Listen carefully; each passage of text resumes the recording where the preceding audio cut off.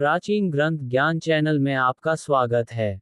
श्री जगदम्बिकाय नमः। नमस्कार श्रोताओं, आज हम आपको श्रीमद् देवी भागवत महापुराण के प्रथम स्कंध में 15वां अध्याय श्रवण करवाएंगे, जिसमें शुकदेव जी का विवाह के लिए अस्वीकार करना तथा व्यास जी का उनसे श्रीमद् देवी भागवत पढ़ने के लिए कहने का वर्णन किया गया है। तो आए साधकों, हम कथा श्रवण करने से पहले चैनल को सब्सक्राइब कर लें। श्री शुकदेव जी बोले, हे पिताजी, सर्वदा दुख देने वाले गृहस्थाश्रम को मैं कभी स्वीकार नहीं करूंगा, क्योंकि पशु पक्षियों को फंसाने वाले जाल के समान यह आश्रम सभी मानवों के लिए सदा बंधन स्वरूप है। हे तात, धन धान्य की चिंता में व्याकुल लोगों के लिए सुख कहाँ दिखाई पड़ता है। निर्धन और लोभ के वशीभूत मनुष्य अपने ही परिवारजनों द्वारा सर्वदा कष्ट पाते रहते हैं। इंद्र भी वैसे सुखी नहीं रहते, जैसा एक सुखी निःस्पृह भिक्षुक रहता है। तब भला इस संसार में तीनों लोकों का वैभव पाकर भी दूसरा कौन सुखी रह सकता है।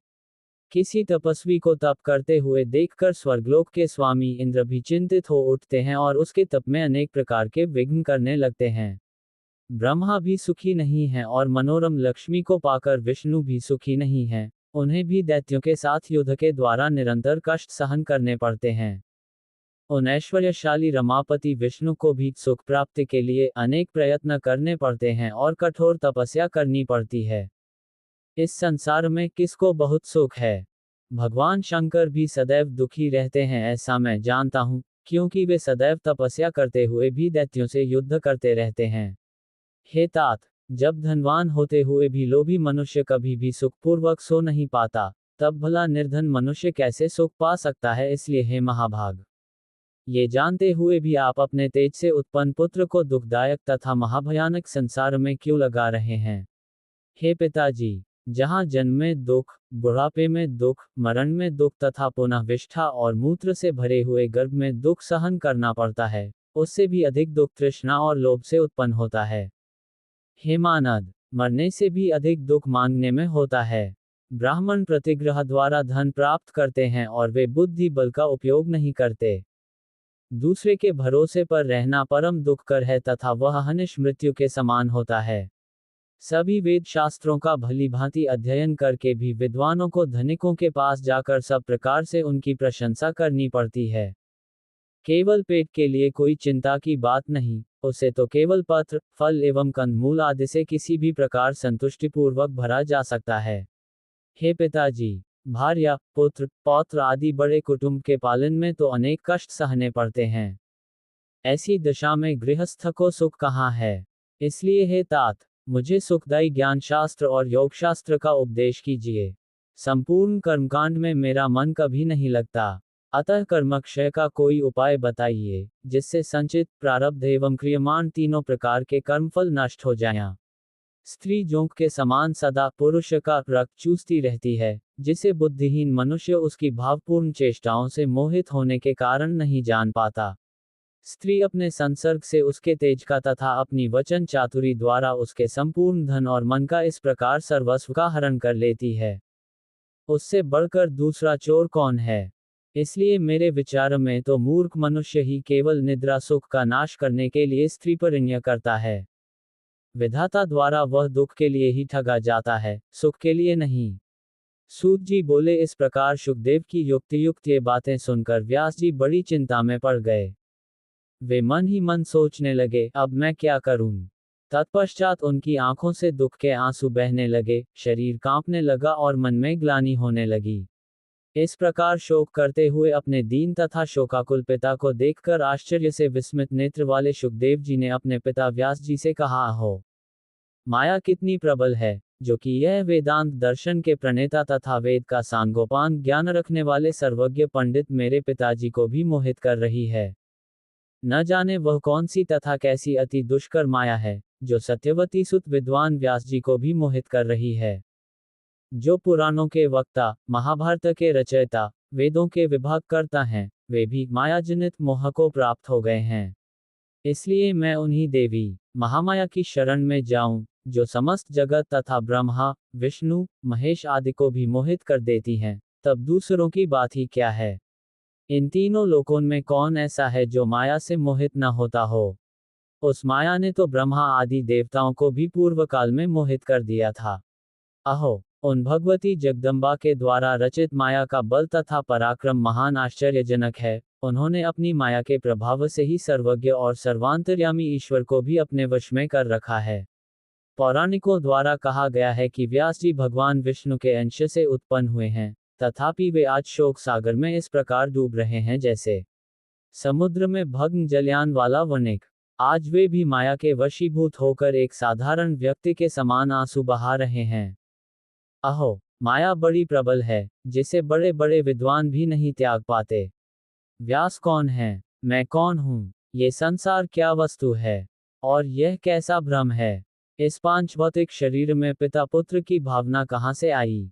यह माया अतीव प्रबल है, जो मायावियों को भी मोहित कर देती है, जिसके वशीभूत होकर यहाँ द्विज कृष्ण व पांडव भी रुदन कर रहे हैं। सूत जी बोले, सब कारणों की एकमात्र कारण, सब देवताओं की जननी तथा ब्रह्मा आदि देवताओं की भी स्वामिनी आदिशक्ति भगवती को मन से स्मरण करके शोक सागर में डूबे हुए अपने दुखी पिता श्री व्यास जी से अरणी पुत्र शुकदेव जी ने इस प्रकार नीति युक्त वचन कहा। हे पराशर नंदन, हे महाभाग, आप तो स्वयं सब लोगों को ज्ञान देने वाले हैं, तब हे स्वामिन, आप ऐसा शोक क्यों करते हैं, जैसा कोई अज्ञ साधारण व्यक्ति करता है। हे महाभाग, इस समय मैं आपका पुत्र हूँ, परंतु ये कौन जानता है कि पूर्व जन्म में मैं कौन था और आप कौन थे। ये संसार तो महात्माओं के लिए एक भ्रम मात्र है। अतएव आप धैर्य रखें, विवेक धारण करें तथा मन में खेद न करें। हे महामते, इसे मोहजाल समझकर आप शोक का परित्याग करें। भूख भोजन से मिटती है, पुत्र के देखने से नहीं। प्यास भी जल पीने से मिटती है, केवल पुत्र दर्शन से नहीं। इसी प्रकार सुगंधित पदार्थ से नाक को तथा अच्छी बातों से कानों को एवं स्त्री से विषय सुख का आनंद मिलता है। मैं आपका पुत्र हूँ, बताइए मैं आपके लिए क्या करूँ। किसी समय अजीगर्त नामक ब्राह्मण ने धन लेकर अपने पुत्र शुनशेप को यज्ञ पशु के रूप में राजा हरिश्चंद्र के हाथ बेच दिया था। सुख का साधन केवल धन ही है, धन ही सुख की राशि है। अतः यदि आपको लोभ हो तो धन का संचय कीजिए। मैं आपका पुत्र हूँ, अतः आपके सुख के लिए मैं क्या करूँ। हे महामते, आप दैवज्ञ हैं, अतः हे मुने, आप मुझे अपनी बुद्धि से ऐसा ज्ञान दीजिए, जिससे मैं गर्भवास जनित महान भय से मुक्त हो जाऊं। हे पवित्र आत्मन, इस कर्मभूमि में मनुष्य जन्म अति दुर्लभ है, उसमें भी उत्तम कुल में ब्राह्मण का जन्म और भी दुर्लभ है। मैं आबद्ध हूँ, ये बुद्धि मेरे चित्त से नहीं हटती। संसार के वासनाजाल में यह उत्तरोत्तर बढ़ती हुई फंसती ही जाती है।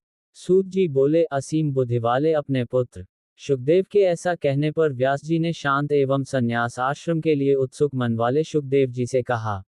व्यास जी बोले, हे महाभाग पुत्र, मेरे द्वारा रचित श्रीमद् देवी भागवत पुराण को तुम पढ़ो। वेदतुल्य ये पवित्र पुराण अधिक विस्तृत भी नहीं है। इसमें 12 स्कंद हैं। ये पुराणों के 5 लक्षणों से युक्त है। मेरे विचार में ये पुराण सभी पुराणों का आभूषण है। हे महामते, जिस भागवत के सुनने मात्र से सत और असत वस्तुओं का यथार्थ ज्ञान हो जाता है, उसे तुम पढ़ो। एक बार महाप्रलय काल में वटपत्र पर शयन करते हुए बालरूपधारी भगवान विष्णु वहां सोच रहे थे कि किस चिदात्मा ने किस प्रयोजन से तथा किस द्रव्य से मुझे बालरूप में उत्पन्न किया है, इन सब विषयों का ज्ञान मुझे कैसे हो। इस प्रकार चिंतन कर रहे महात्मा बालमुकुंद से उन आदिशक्ति भगवती ने संपूर्ण अर्थ को प्रदान करने वाले ज्ञान को आधे श्लोक में ही इस प्रकार कहा। सर्वम खलविदमेवाहम नान्यदस्ति सनातनम, अर्थात यह सब कुछ मैं ही हूँ और दूसरा कोई भी सनातन नहीं है। ये बात पहले भी भगवान विष्णु के हृदय में उत्पन्न हुई थी।